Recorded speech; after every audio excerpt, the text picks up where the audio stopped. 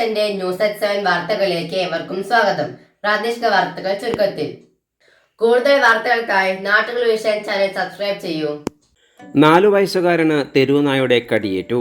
തച്ചനാട്ടുകര നാട്ടുകല്ലിലാണ് സംഭവം.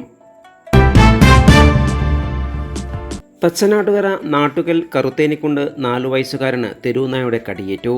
തള്ളച്ചിറ റോഡിലുള്ള കറുത്തേനിക്കുണ്ട് കോട്ടയിൽ വീട്ടിൽ ശിവദാസിൻ്റെയും സിനിയുടെയും മകൻ സനിലിനാണ് തെരുവുനായുടെ കടിയേറ്റത്.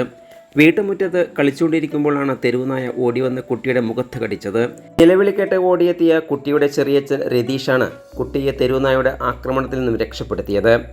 കളിക്കുമ്പോൾ മറ്റു കുട്ടികൾ ഉണ്ടാകാതിരുന്നത് കുട്ടികൾക്ക് കടിയേൽക്കാതെ രക്ഷപ്പെട്ടു. ഉടൻ തന്നെ മഞ്ചേരിയിൽ ആശുപത്രിയിൽ കൊണ്ടുപോയി ചികിത്സ നൽകി. പ്രദേശത്ത് രൂക്ഷമായ തെരുവുനായ ശല്യം കാരണം നാട്ടുകാർ വലഞ്ഞിരിക്കുകയാണ്. ഇതേസമയം സമീപത്തുള്ള കാരയിൽ ഉണ്ണിയേക്കൻ പാടത്ത് പണിയെടുക്കുമ്പോൾ തെരുവുനായ വന്ന് കടിച്ചതായും പറയുന്നുണ്ട്. സമീപ പ്രദേശങ്ങളിൽ വ്യാപകമായി മത്സ്യം, മാംസങ്ങൾ, മാലിന്യങ്ങൾ എന്നിവ ഉള്ളതുകൊണ്ട് നിരവധി നായ്ക്കളാണ് രാവിലെ ഇവിടെ എത്തുന്നതെന്നും പ്രദേശവാസികൾ പറയുന്നു. ഇതേപോലെ പുറത്തേക്ക് ഇറങ്ങുമ്പോൾ കുട്ടി അവിടെ മുറ്റത്ത് കളിക്കായിരുന്നു. പെട്ടെന്ന് നോക്കുമ്പോൾ കാറ്റിലിട്ടപ്പോൾ ഓടി വന്നപ്പോൾ കുട്ടിയിട്ട് നായ കടിക്കണമെന്ന് കണ്ടത്. അങ്ങനെ എടുത്ത് ഞാൻ എറിഞ്ഞാട്ടിയിട്ടാണ് അത് പോയിട്ട് കുട്ടികൾ ഹോസ്പിറ്റൽ മഞ്ചേരി ഹോസ്പിറ്റലിൽ വരുന്നത്. അപ്പോൾ നായ്ക്കളെ ഒരുപാട് ശല്യങ്ങൾ നല്ലതുണ്ട്. അപ്പോൾ അത് എന്തെങ്കിലും കാട്ടിയിട്ട് നമുക്ക് അതിനൊരു പരിഹാരം ചെയ്തായിരുന്നു. തെരുവുനായ ശല്യത്തിന് അടിയന്തരമായി പരിഹാരം കാണണമെന്ന് ഗ്രാമപഞ്ചായത്ത് അംഗം EM നവാസും ആവശ്യപ്പെട്ടു. അവിടെ ഒരു വീട്ടിൽ കയറി കുട്ടിയെ കടിക്കുകയുണ്ടായി.